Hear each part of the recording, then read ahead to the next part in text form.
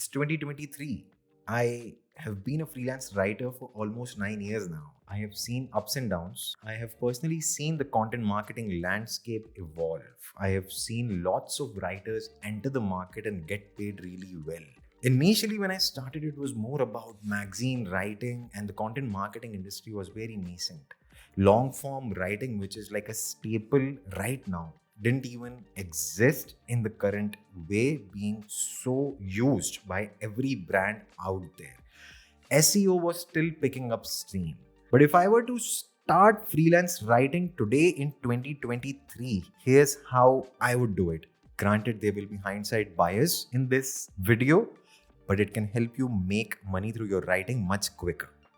The first thing I would do, start in the B2B industry and specialize in content updates. I will choose SaaS, e-commerce or cryptocurrency as my niche. Why? Because they are highly paying niches. There are a lot of companies trying to establish themselves in the market right now, and they're using content marketing. And guess what? They have a lot of published content on their websites. They know the value of content marketing. And with the published content on their websites, it's getting stale. It's losing ranking positions in search engines. And I would love to help these companies that already know the value of content marketing get their rankings back up in search engines. How so? By doing content updates, by optimizing their existing published content pieces. But you will tell me, hey, you are a new writer. Do you even know SEO? So, yes, I will learn the nuances of SEO and I'll learn how to do content updates, because that is an underrated and underutilized skill right now in the market, which is underserved as well. So, I will want to learn that skill. I'll also create my writer's website with GeneratePress, and I'll put basic pages such as the contact page, the service page, the about page, and position myself as a content refresh expert. The companies that already know the value of content marketing will value experts. And to position myself as an expert, having a website is just like pretty basic. So I'll definitely work on my website first. I will also position myself as an expert on social media. It's not just about updating my titles and descriptions on LinkedIn or Twitter, but I'll also send out maybe 3 to 5 updates on one specific platform. That could be LinkedIn. And in these updates, I'll talk about specifically content updates or SEO or content marketing, but mostly try to drive home the value of the service I provide. Now, these could even be dissections of various companies doing content marketing, but I essentially want to position myself as somebody who could be relied upon for updating content pieces. The second step, create a list of 25 brands. See, these brands will be from the industries I want to specialize in. They could be from e-commerce, they could be from SaaS, they could be sales or marketing software companies. Maybe it's HubSpot, Shopify, and such brands. The idea is to just write down these companies in an Excel sheet, then write down the names of their content head or marketing managers, their emails, their LinkedIn profiles. Later on, I want to build relationships with them, but I'm just prepping myself and trying to identify my ideal clients that I would want to work with. The third thing I'll do, publish 2 to 3 articles on my website. These articles will not be random subjects. They will be of interest for my prospective clients, and simultaneously they'll talk about the services that I am about to offer. So maybe one of the articles can be how content updates are useful in the SaaS industry. For writing this article, I'll get insights from all the content managers or marketing managers that I have put together in my list in step 2. What this will do is get me original insights from people who are using this strategy, and at the same time help me build relationships with them. I'll get in touch with them over email and I'll just ask this simple question that, hey, I'm putting together this article for my website and I would love to know your insights on how content updates have helped your brand. Maybe I can ask them specific strategies that they use. Maybe I can ask them for templates or things of that sort. The idea is to land with an original article which also builds your credibility in the market and also establishes the importance of your service. Maybe my second piece is on publishing new content versus optimizing existing articles. And for this, I'll create a new list of prospects, which are again my target clientele, ideally. and I'll get their insights on how they are balancing between content updates and publishing new content. Once I will write down these pieces, I'll share the result, the final collated article with all of their insights with these people. And I'll request them, if at all possible, to share it on social media. It helps me get into their network, it helps me build credibility, and it does not just show my writing skill set, it also builds my relationship. It also proves the importance of content updates, which is like the main service that I am offering. The fourth thing I'll do, pitch guest posts.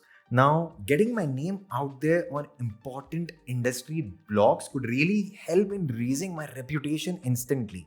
It has gotten me leads for my own business numerous times. So, what I'll do is, probably while running the survey or reaching out to the content managers in the last step, I might have some insights left over that I couldn't use in my pieces on my website. So I'll put them to use in the guest post. Or maybe I'll just repurpose the existing content piece on my website and create a new piece for a publication like Content Marketing Institute, G2, or a business publication where SaaS founders or e-commerce owners will hang out. The important thing is that in the guest post, I will have an author bio. In the author bio, I will highlight that I specialize in content updates for specific industry. Maybe you don't need to take it that far. You can just say you specialize in content updates for the B2B industry instead of telling people that you specialize in content updates for SaaS or e-commerce. It depends on you. But I'll definitely link to my service page for content updates, and I'll try to funnel visitors on my guest post on my service page. This is how I will land 3 to 5 inbound leads in my inbox. The fifth step, close inbound leads. So I prospected people to get their opinions. They already know about me. I have built a decent reputation for myself. I've got into an industry publication. Now it's time to use the interest that I have generated. Maybe the whole process takes 1 month, but now I have red hot leads sitting in my inbox. How do I close them now? Well, I'd offer them free audits, but only after I qualify these leads. See, I believe that working on retainers is much more beneficial than working on one-off projects. So I'll tell these prospects that, hey, I'm looking for long-term clients. I'll work on retainers at $2,000 a month and I'll do 4 content updates for you.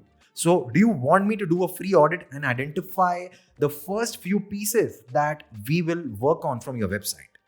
If you think that retainer is too ambitious, you can also go for offering 2 content updates at $1,000 per month. But you need to do it with about 10 leads and just rinse and repeat the same process. If you need to get on calls with the prospects, you can just walk them through the custom content audit that you conducted for these clients. So remember, you have learned SEO and already know how to identify the pieces that are ranking between 11 to 20 or 11 to 30 for the website that have fallen off. A quick tip to conduct these audits. You can use a tool like Ahrefs, or if you want a free tool, then something like Ubersuggest, or get a free trial of SEMrush, and just input the client's website in these tools and find out the keywords for their website that are ranking between 11 to 30 positions. These are the low-hanging fruits which, when optimized, can actually rank on the first page and help your client's website grow faster. Once you rinse and repeat this for about 10 leads, I'm sure you will land with 2 to 3 clients and already be making about $3,000 per month or even upwards. Before I close this step, I would recommend you at this stage to request first-hand data from your clients. Ask them for providing you with Google Analytics insights or with the leads data so that you know the kind of results that you're driving for your clients. They will be really handy in the steps later. In the last step, build social proof and raise your rates. Once you've started doing updates for a few clients, you will just need to wait for a month or two and you can see the results. That's the best part about content updates. You start seeing results really quickly. The traffic gains that your clients have experienced, just put them together into a nice case study. Get a testimonial from your clients highlighting the results that you have achieved. If possible, get a client to record a Loom video for you. Video testimonials can be really effective. Once you have this glowing case study and testimonial from your client, put the testimonial on your service page and the link to the case study as well on your service landing page. But the case study can deserve a separate page itself where the client is also sharing a video testimonial and you're walking them through each step of the process. This is where first-hand data from your client, from their Google Analytics or the leads that your content updates have generated for the client can come in really handy. It can make for an impressive case study. Once you have this case study, show it off. Go on social media platforms and share it.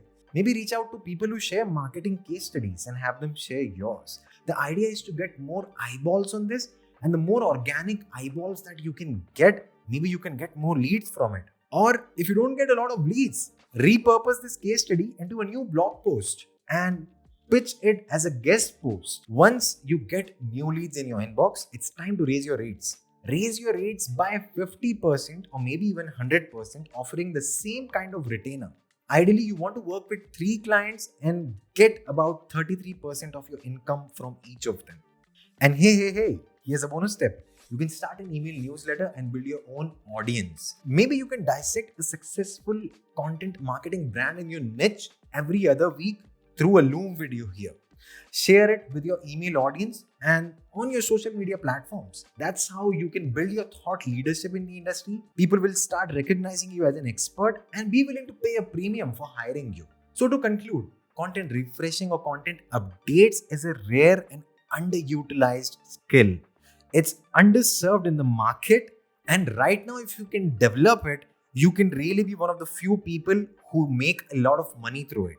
If you're a new freelance writer, I recommend try to specialize in it. Another important lesson from this: niches. Your niche plays a huge role. I myself started out with writing for magazines, for publications in the B2C industry, sports blogs and whatnot. Well, the highest paying gigs will be probably B2B for the most part, or in complex industries. In industries where people can make money off your writing, where people actually have budgets worth $10,000 a month or upwards and they can pay writers like you. And hey, content updates is just one of the underserved skill sets right now in the content marketing industry. I also think you can do programmatic SEO. You can learn how to use AI tools and integrate them in your workflow and be one of the few people who specializes in it. But the idea is to differentiate yourself, to find out something which is not overdone and just specialize in it. Another key lesson from this exercise: collaborate to create content. Behave like a reporter, not a columnist. Content marketing is about building relationships. It's about having thought leaders in your niche share their expertise and then create something out of their combined expertise. When you collaborate and create content at the beginning of your journey itself, you build relationships, you build credibility, and you create content pieces which have original perspectives from experts in the industry. Also, you want to warm pitch your prospects, not cold pitch them. Cold pitching is really overdone. Everybody hates marketers today. Nobody likes to receive, hey, help me with XYZ. Hey, add a link in their inbox today. And that's why if you can warm pitch and add value to your prospects, it could differentiate your email in your prospects inbox. And the last thing, guest posting can get you leads. Use it and be willing to write for free occasionally. Full stop. That's how I will pursue freelance writing if I were to start again in 2023. What did you think about this thought exercise that I conducted? Is there anything that you would do differently than me if you were to start as a freelance writer in 2023? Let me know in the comments box below.